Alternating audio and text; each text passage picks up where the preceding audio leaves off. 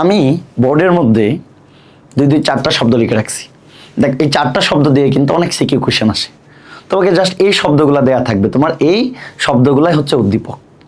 যদি কোনো কিছুর সাথে অকৌশীয় অতি আনুবীক্ষণিক থাকে, অকৌশীয় অতি আনুবীক্ষণিক, এ নাম্বার উদ্দীপকে দেয়া থাকবে অকৌশীয় অতি আনুবীক্ষণিক, বি নাম্বার উদ্দীপকে দেয়া থাকবে আদিকৌশীয় আনুবীক্ষণিক। মনে রাখবা, অকৌশীয় অতি আনুবীক্ষণিক আলট্রা মাইক্রোস্কোপিক হচ্ছে ভাইরাস, এটা কি বোঝাচ্ছে? ভাইরাস বোঝাচ্ছে। আদিকৌশীয় আনুবীক্ষণিক, আদিকৌশীয় এবং সাধারণ অণুবীক্ষণ যন্ত্র দিয়ে দেখা যায়। এই জিনিসটাকে কি বলা হয়? যে ভাই এটাকে বলা হয় ব্যাকটেরিয়া, এটাকে বলা হয় ব্যাকটেরিয়া। তাহলে তোমার এইরকম করে যখন উদ্দীপক দেয়া থাকবে, তুমি জাস্ট এই শব্দ দুইটা কি পয়েন্ট দিয়েই বুঝতে পারবা। তখন কি কোয়েশ্চেন আসতে পারে? গ নাম্বারে আসতে পারে হচ্ছে ব্যাকটেরিয়ার গঠন ব্যাখ্যা করো, আদর্শ ব্যাকটেরিয়ামের গঠন, ভেরি ভেরি ইম্পর্টেন্ট সিকিউ। তারপরে আসতে পারে লাইটিক চক্র থেকে কোয়েশ্চেন আসতে পারে যে বি অণুজীবটি আদিকৌশীয় আণুবীক্ষণিক, দ্যাট মিনস ব্যাকটেরিয়া, আর এ অণুজীবটি ভাইরাস, এ অণুজীবটি তার সংখ্যা বৃদ্ধির জন্য বি এর উপর নির্ভর করে, এরকম করে আসতে পারে। ঠিক আছে, দ্যাট মিনস ভাইরাস ব্যাকটেরিয়ার উপর ভিত্তি করে সংখ্যা বাড়ায়, এটাকে কি বলা হচ্ছে? লাইটিক চক্র। ভাইরাস ব্যাকটেরিয়ার উপর ডিপেন্ড করে নিজের সংখ্যা বাড়াবে এবং ব্যাকটেরিয়াকে ধ্বংস করে দেয়। ঘ নম্বরে দিতে পারে লাইটিক চক্র ব্যাখ্যা করো।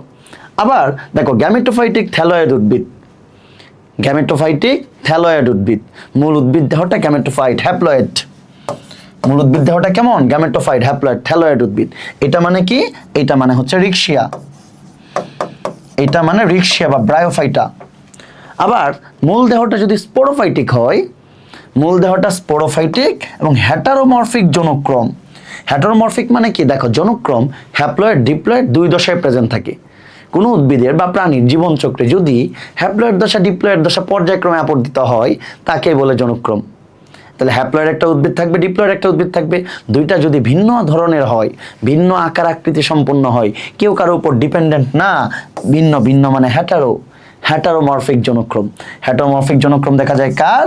মনে রাখবা, হ্যাটারোমরফিক জনক্রম দেখা যায় টেরিসের। গ নাম্বারে বলবে গ যে এটা হচ্ছে এ, এটা হচ্ছে বি, বলবে এ উদ্ভিদটির গঠন ব্যাখ্যা করো, অভ্যন্তরীণ গঠন বা প্রস্থচ্ছেদ ব্যাখ্যা করো।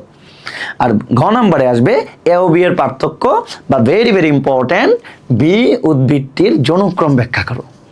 ঠিক আছে, তো আমরা এরকম ট্রিক্স দেখে দেখে মানে উদ্দীপক দেখে, কোন শব্দ দেখে উদ্দীপক চিনবো, এই ব্যাপারে আলোচনা করবো পরবর্তী আরো অনেকগুলা ভিডিওতে।